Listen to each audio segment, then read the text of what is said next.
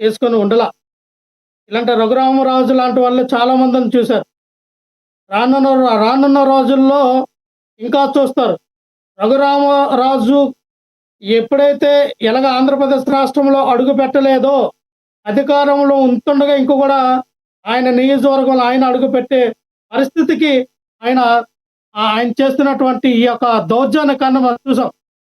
ఎక్కడ ఏ చర్చలు కనపడితే ఆ చర్చల్ని మరి ఇప్పటి వరకు నాకు అందిన సమాచారం ప్రకారంగా 150 చర్చిలను పగలగొట్టాడు ఆయన. ఎవరిచ్చారన్న హక్కు ఆయనకి? ఏ రైట్స్ ద్వారా ఆయన పగలగొడతాడు? 150 చర్చిలు పగలగొట్టడమే కాక అక్కడ ఉన్నటువంటి దళితులందరినీ కూడా వాళ్ళని హింసించడం, వాళ్ళు ఏదో 30, 40, 50, 60 సంవత్సరాల నుంచి నివసించినటువంటి స్థలాలని ఆ ఇల్లుని కూలగొట్టడం, వాళ్ళేమో ఆ ప్రాంతాల నుంచి భయాందోళన చేయడం, వాళ్ళ మీద ఒక వర్గాన్ని తీసుకెళ్ళి ఒక సెక్టర్ని తీసుకెళ్ళి అక్కడేమో మత ద్వేషాలు, కుల ద్వేషాలు రెచ్చగొట్టడం. ఇప్పుడు ఇప్పుడు హిందువులు ఉన్న ప్రాంతానికి వెళ్ళి చర్చి కడితే హిందువులు ఊరుకుంటారండి? అలాగే క్రిస్టియన్స్ ఉన్న ప్రదేశానికి వెళ్ళి మీరు సీతారాముల యొక్క రామ మందిరం కడదాము, రామాలయం కడదాం అంటే మీరు ఎలా అంటే అక్కడ కులాల మధ్య మతాల మధ్య సిస్టమేటిక్ కార్యక్రమం మీరు చేస్తున్నారని అర్థమవుతుంది కదా. అది ఇదివరకు ఉన్నటువంటి చర్చి ప్రాంతము ఎప్పుడో పూర్వకాలం నుంచి అక్కడ చర్చి ఉంది. ఆ చర్చిలో ఎన్నో రకాలుగా అక్కడ ప్రార్థనలు జరిగినాయి. ఆ జరిగినటువంటి ప్రదేశం దగ్గరికి వెళ్ళి లేదు ఇక్కడ మేము రామాలయం కడతామని చెప్పి ఒక వర్గాన్ని తీసుకెళ్ళి మీరు చేస్తున్నటువంటి దమనకాండ అంటే ఆంధ్రప్రదేశ్ రాష్ట్రంలో నేనెప్పుడు చూడాలి ఇటువంటి కులాల మతాలను రెచ్చగొట్టి ఆ మతాల రొచ్చులు మతాల కుంపట్లో మరి ఇటువంటి తలగాకే ప్రయత్నాలు నేను ఎందుకు చేస్తూ ఉన్నారో రఘురామకృష్ణ గారు నాకు అర్థం కాదు.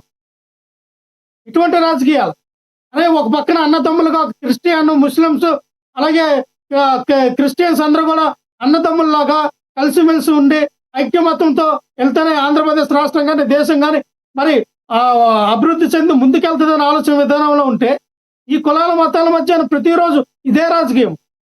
ఈ రాజకీయాలు చేయడానికైనా మీరు అధికారంలోకి వచ్చి మీకు నిజంగానే వ్యక్తిగతంగా ఎవరి మీద కోపం ఉందో వాళ్ళతో ఫేస్ టు ఫేస్ వార్ చేయండి, వారితో పోరాటం చేయండి. మీకు చేతనైతే వాళ్ళని ఎదుర్కోండి. పివి సునీల్ కుమార్ గారిని ఆయన మీరు ఏం పేకలాక, ఆయన ఏం చేయలేక, ఆయన మీరు ఎదిరించలేక, ఆయనతో మీరు పోరాటం చేయలేక ప్రభుత్వ హయాంలో కూడా ఇలాంటివే జరిగినాయి కదా, మీరు ఎప్పుడు చూడలేదు అంటున్నారు గారు. మాజీ మంత్రి పినిపే విశ్వరూప్ గారి ఆధ్వర్యంలో చాలా అంతకుముందు కూడా జరిగినాయి కదా, మీరు ఎప్పుడు చూడలేదు అంతకుముందు? ఏం జరిగింది? ఇలాంటివి అయ్యో సంఘటనలు కొన్ని సంఘటనలు జరిగితే కంట్రోల్ చేశారా లేదా? అప్పుడు మీరు మీ మాజీ మంత్రి ఆధ్వర్యంలో మీరు తలతో లేకని ప్రశ్నలు అడిగి మీరు ఒక మాట్లాడండి. కాదు సార్, మీరేమన్నారు? ఎలా పడితే అలాగా ప్రశ్న వేసేసి ఎలా పడితే అలాగా వాదించింది ఎవరికి సమాధానం చెప్పడం. లక్ష్మణ్ మీరు ఏం చేశారండి గతంలో? విశ్వరూప్ గారు ఏమైనా విషయంలో చర్చలు కూర్చారా? మసీదులు కూర్చారా? ఏం చేశారు? సంఘటనలు చూడలేదంటే గతంలో మీ పినిపే ఉన్న టైంలోనే ఇలాంటివి అక్కడ జరిగినాయి అంటున్నా. మీరు ఎందుకు ఆవేశపడిపోతున్నారు?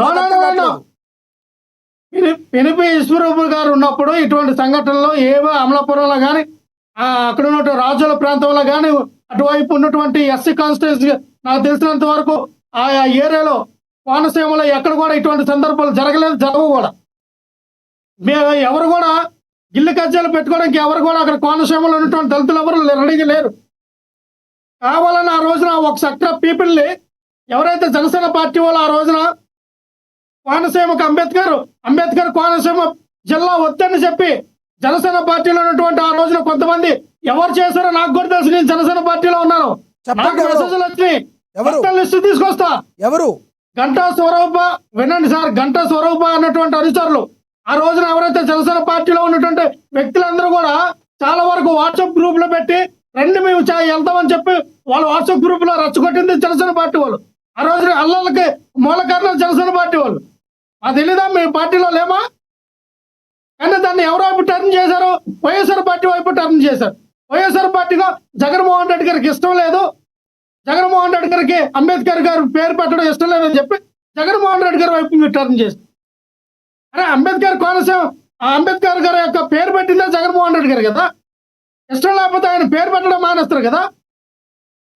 ఏ రకమైనటువంటి సార్ ఈ రాష్ట్రంలో కులాల మధ్య మతాల మధ్య కొట్టుకోవడానికి మొట్టమొదటి కారణం పవన్ కళ్యాణ్ గారు. పవన్ కళ్యాణ్ వచ్చినప్పటి నుంచి ఈ రాష్ట్రం అంధకారం అయిపోతూ ఉంది. కులమనగా మతమనగా కొట్టుకొని చేస్తూ ఉన్నారు. ఆయన అభిమానించే అభిమానుల్ని ఎవరైతే హిందువులకు ఉన్నటువంటి నా సహోదరుల్ని రచ్చగొట్టి ఈ రాష్ట్రంలో మీరు ముస్లింస్ తినండి, మీరు వెళ్ళి క్రిస్టియన్స్ తినండి అని ఆయన ఎప్పుడైతే పిలుపునిచ్చాడో దానికి తోవగా ఇగో ఈ సన్నాసి ఈ రఘురామరాజు. సార్ రఘురామరాజు గారు స్పీకర్ గా ఉన్నారు, ఉప స్పీకర్ గా ఉన్నారు, ఉపసభాపతిగా ఉన్నారు. మీరు ఒక నోరు కంట్రోల్లో పెట్టుకుని మాట్లాడండి. మీరు విమర్శ చేయండి. ఏం భాష? లక్ష్మణరావు గారు మీరు రాజకీయంగా అధికార ప్రతినిధిగా ఉన్నారు. మీరు ఏ మాట తిట్టినది పార్టీకి ఆమోదించబడుతుంది. మీరు మంచిగా మాట్లాడి విమర్శ చేయండి. కానీ మీ వ్యక్తిగతంగా రేపొద్దున మీరు అప్రతిష్ట పాలయ్యేటట్టుగా ఈ డిబేట్ వేదిక మాట్లాడొద్దు దయచేసి. నేను అదిగా చెప్తున్నా. మీరు విమర్శ చేయండి. ఇప్పటి వరకు బాగా మాట్లాడారు కదా, వినండి. ఇప్పుడు వరకు మీరు బాగా మాట్లాడారు. మీ విమర్శ ఏదో మీరు చేయండి. కానీ సన్నాసి, సొంట, చేతగాని, ఎదవ ఇలాంటి మాటలు మాట్లాడి మీ స్థాయిని మీరు తగ్గించుకోవద్దు. రేగడి లక్ష్మణరావు గారు అంటే ఒక స్థాయి ఉంది. ఆ స్థాయిలో మాట్లాడండి మీరు. ఎస్ వినండి సార్, నన్ను అన్నారు, మీరు నన్ను అంటున్నారు వెంకటేశ్వర చంద్రశేఖర్ ఎవరండి? ఎక్కడి నుంచి వచ్చాడండి? ఎప్పుడు రాజకీయాల్లోకి వచ్చాడండి? రాజకీయాల్లో అనుకునే అవగాహన ఏంటండి? రాజకీయాల్లో ఏ పోరాటాలు చేశాడండి? ఏ ప్రజల కోసం పోరాటం చేశాడండి? ఆయనకేదో ఎక్కడో ఈ కొత్త పూజారి, కొత్త వ్యక్తి, కొత్త పెంచుకోలాగా ఏవో డబ్బులు ఆ దేవుడు ఆశీర్వదించడం వల్ల డబ్బులు వచ్చి రాజకీయాల్లోకి వచ్చావు, నువ్వు ఎంపీ అయినా కేంద్ర మినిస్టర్ అయినా ఈ రోజునేమో ఒక మాట అంటే జగన్మోహన్ రెడ్డి గారు చనిపోతారు. ఏ మాట అంటావు అయ్యా? ఏ మాట అంటావు నువ్వు? నాకు అర్థం కావట్లా. మాటలతో చంపేసావు వాళ్ళ. నిజంగా మీ పార్టీలో ఉన్నటువంటి మాట్లాడి చంపిస్తున్నాలే. అంజలి అనేటువంటి ఒక సాధారణమైన గృహిణి, అయ్యా నాకు జగన్మోహన్ రెడ్డి గారి వల్ల నాకు పెన్షన్ వచ్చింది, జగన్మోహన్ రెడ్డి గారి వల్ల నాకు ఇల్లు వచ్చింది, జగన్మోహన్ రెడ్డి గారి వల్ల నేను ఈ రోజున చాలా గర్వంగా బతుకుతున్నానంటూ ఒక గృహిణి అంటే, మీలాంటి వాళ్ళు మీ పార్టీలో ఉన్నటువంటి వ్యక్తులు మాట్లాడి ఆ పిల్ల చనిపోవడానికి కారణం మీ పార్టీ వాళ్ళు కాదా? అటువంటి మాట్లాడతారా? కాదండి. ఒక మాట అంటే జగన్మోహన్ రెడ్డి గారు చచ్చిపోతారన్న మాట వాస్తవమే. ఆయన అన్నారు, ఏమన్నారో ప్లే చేద్దాం ఒకసారి. జగన్మోహన్ రెడ్డి గారు ఏమన్నారో బయట ప్లే చేయండి. వెంటనే పెమ్మసాని గారు కూడా ప్లే చేయండి, చూద్దాం ఇద్దరిది. ముందు జగన్ గారిది ప్లే చేయండి. మెటల్ స్టీల్ అని చెప్పి, నక్కపల్లిలో మెటల్ స్టీల్ అని చెప్పి ఆయనేది ఇచ్చినట్టుగా దానికి బిల్డప్ ఇస్తూ, దానికి ఒక అడ్వర్టైజ్మెంట్ ఇస్తూ దాని గురించి ఈ మధ్యకాలంలో పెట్టాడు. నాకు ఆశ్చర్యం అనిపించింది అసలు. అయ్యే చంద్రబాబు నాయుడు క్రెడిట్ చోరీకైనా క్రెడిట్ దోపిడీకైనా ఒక హద్దు పొద్దు ఉండాలి. ఇదే మిట్టల్, ఇదే ఆదిత్య మిట్టల్ ఇదే మిట్టల్ వాళ్ళు, నేను డావోస్ 2022లో డావోస్ పోయినప్పుడు నన్ను కలిసి వాళ్ళు అప్పట్లోనే గ్రీన్కో ప్రాజెక్టులో దాదాపుగా 4,800 కోట్ల రూపాయలు కర్నూలులో కడతా ఉన్న హైడ్రో పంప్ స్టోరేజ్ ప్రాజెక్టులో భాగం తీసుకొని గ్రీన్కోలో 4,800 కోట్ల రూపాయలు పెట్టుబడులు పెట్టడానికి ఆ రోజుట్లో డావోస్లో అప్పుడే నా సమక్షంలోనే అవగాహన కుదురుంది. ఇది కాక అప్పట్లోనే ఎస్ఆర్ స్టీల్ వీళ్ళు కొనుగోలు చేసి దాంట్లో ఎక్స్పాన్షన్ కూడా పోతూ 1,000 కోట్ల రూపాయలు పెట్టుబడి పెట్టేదానికి కూడా ఆ రోజే నా సమక్షంలోనే అది కూడా జరిగింది. ఇది కాక వీళ్ళను కొత్త స్టీల్ ప్లాంట్ పెట్టడానికి అడుగులు ముందుకు వేయండి అని చెప్పి ఆహ్వానించింది నేను. రాష్ట్రానికి ఆహ్వానించి రమ్మని చెప్పి వాళ్ళని చెప్పి, వాళ్ళు అధికారులకు కూడా చెప్పిన, వాళ్ళు వస్తున్నారు, వాళ్ళకి ఎక్కడెక్కడ మనం భూములు ఇవ్వగలుగుతామో చూపించండి అని చెప్పి వాళ్ళు రావడము. మన అధికారులు ఫస్ట్ కాకినాడ SCZలో భూములు చూపించినారు, తర్వాత మూలపేటలో వీళ్ళు రావడానికి భూములు చూపించారు, తర్వాత నక్కపల్లిలో మన హయాంలోనే వీళ్ళకి భూములు చూపించిన తర్వాత నక్కపల్లిలో వీళ్ళు ఎన్నికలకు మునిపే రావడము, నక్కపల్లిలో భూములు కూడా చూసుకోవడము, భూములు వాళ్ళకు నచ్చడము, అక్కడ ఆల్రెడీ అప్పటికే APIC భూములు మన దగ్గర ఉన్నాయి. ఆ భూముల్లో నుంచి వీళ్ళకి 2,200 ఎకరాలు మనం అప్పటికే సూత్రప్రాయంగా వీళ్ళకి ఇవ్వడం కూడా జరిగింది. సూత్రప్రాయంగా ఇచ్చేదానికి అడుగులు ముందుకు కూడా వేశాం. ఈ లోపల ఎన్నికల కోడ్ వచ్చింది. ఇది జరిగింది.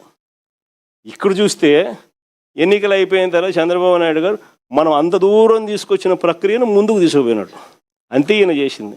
ఓ జూమ్ కాల్ పెట్టుకున్నాడు, మాట్లాడినాడు అంతే. ఇప్పుడు చూస్తే పేపర్ చూస్తే ఏమనిపిస్తుంది, అసలు మిట్టల్ అనేవాడు చంద్రబాబు నాయుడు సుందర ముఖార విందాన్ని చూసి వచ్చినట్టుగా బిల్డప్. ఆ గూగుల్ కూడా అంతే, ఆ గూగుల్ కూడా అప్పుడు కూడా అంతే. అదాన్ని తీసుకొచ్చింది మనం, గూగుల్ను తీసుకొచ్చింది మనం. ఏదన్నా జగన్మోహన్ రెడ్డి గారికి ఇదే చెప్తా ఉన్నాను, మీకు ఉంటే రాష్ట్రం మీద అభిప్రాయం ఏదన్నా ఉంటే రాజకీయాలు మాట్లాడండి, సబ్జెక్ట్ మాట్లాడండి, అంతేగత వ్యక్తిగతంగా ఏది పడితే అది మాట్లాడితే మేము కూడా మాట్లాడొచ్చు. ఫిజికల్గా బాడీ షేమింగ్ కానీ ఇవన్నీ కూడా ఆ చంద్రబాబు గారి మొహమే తెలుగు జాతి ఈరోజు ప్రపంచంలో తలెత్తుకునే విధంగా చేసింది జగన్మోహన్ రెడ్డి గారు. మైండ్ సెట్ గురించి మీరు మాట్లాడతారు, ఎవరిది మైండ్ సెట్ ప్రాబ్లం అని నేను ముందే చెప్పా. ప్రజావేదికను కూల్చిన మైండ్ సెట్టా, లేకపోతే పాస్ పుస్తకాలపై బొమ్మేసుకున్నది మైండ్ సెట్టా? ఎవరిది మైండ్ సెట్? మాస్కులు అడిగిన పాపానికి ఒక వ్యక్తిని సైకోగా చిత్రీకరించి చంపింది మైండ్ సెట్, ఎవరిది మైండ్ సెట్ అని అడుగుతాను. ఇట్లా 100 మాట్లాడగలం. కాబట్టి మీరు సబ్జెక్ట్ మాట్లాడండి, రాజకీయంగా వ్యతిరేకించండి, కానీ మా నాయకుల్ని కించపరిస్తే మేము కూడా నిన్ను బాడీ షేమింగ్ చేయాలంటే ఒకే ఒక్క మాటతో నిన్ను చంపేయగలను, కానీ నాకు సంస్కారం అడ్డుంది కాబట్టి. సో పెమ్మసాని చంద్రశేఖర్ గారు అలా రియాక్ట్ అయ్యారు, జగన్మోహన్ రెడ్డి గారేమో ముఖార విందాన్ని చూశాను వ్యక్తిగతంగా రియాక్ట్ అయిన ఆయన రియాక్ట్ అయ్యారు.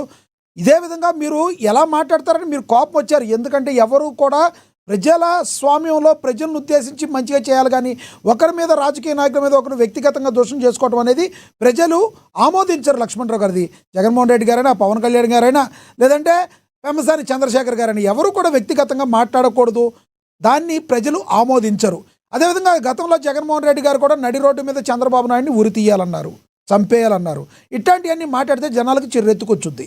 ఎందుకంటే పెమ్మసాని చంద్రశేఖర్ గారు కూడా అది కూడా తెలుసుకోవాలి. మరి మీరేమంటారు దీని గురించి చెప్పండి.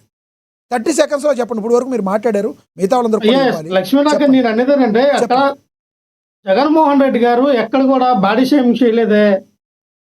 చంద్రబాబు నాయుడు గారు దానికి అర్థం ఏంటి నాకు తెలిసినంత వరకు అతి సుందరమైనటువంటి అందం గలటువంటి మొహం కలిగినటువంటి వ్యక్తి అయినా దానికి అర్థం తప్పగా లేదే. అలా ఎలా ఉంటుందండి?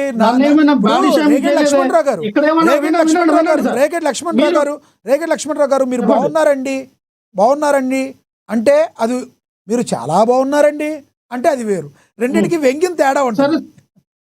అలా మీరు ఎలాగ అర్థం చేసుకుంటారు? ఇక్కడ ఆయన ఏమన్నారు, మాటలతో చంపేస్తాం, మేము కూడా ఒక మాట అంటే చంపేస్తారంటే గతంలో ఇదే వినండి సార్ గతంలో ఇదే టీడీపీ పార్టీలో ఉంటున్న వ్యక్తులు చంద్రబాబు నాయుడు గారు వీళ్ళందరూ కూడా ఏమన్నారు, ఆ పార్టీ పెట్టిన ఆ పార్టీ వ్యవస్థాపకుడైనటువంటి స్వర్గీయ ఎన్టీ రామారావు, తారక రామారావు గారిని ఏమన్నారు, స్త్రీ లోలుడు.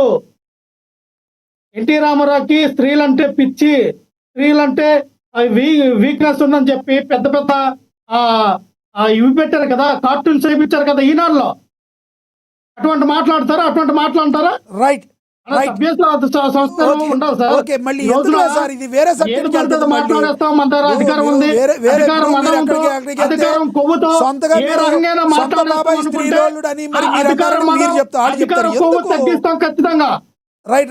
రైట్ మళ్ళీ మాట్లాడదాం. ఇప్పుడు మీతో మీరు చెప్పిన అభిప్రాయం అర్థమైంది. మీరు ఎన్టీఆర్ స్త్రీరోలుడు అన్న వాళ్ళంటే చనిపోయిన ఆయన స్త్రీరోలుడు అని మీరే పేపర్లకి ఎక్కిచ్చారు, సాక్షి పేపర్లను వాళ్ళు అంటారు. ఎందుకు సార్ ఇవన్నీ జరిగిపోయినాయి? అనవసరం లేదు. ఈ రోజున ఎవరైతే శ్రీధర్ అనే వ్యక్తి మళ్ళీ మాట్లాడతా. చెప్పిన అభిప్రాయం అర్థమైంది. లక్ష్మణరావు గారు మళ్ళీ ఇస్తాను. మనతోటి టీడీపీ అధికార ప్రతినిధి విజయ్ కిరణ్ గారు ఉన్నారు, ఆయనతో మాట్లాడదాం. విజయ్ కిరణ్ గారు నమస్తే సార్. నమస్తే అండి. విజయ్ కిరణ్ గారు, జరుగుతున్న సంఘటనలు ఎలా చూడాలి? లక్ష్మణరావు గారు మాట్లాడిన మాటలు మీరు చూసారు, ఏమంటారు మీరు? సార్, నిన్న జరిగిన సంఘటనకు సంబంధించి అయితే త్రిపుల్ ఆర్ గారికి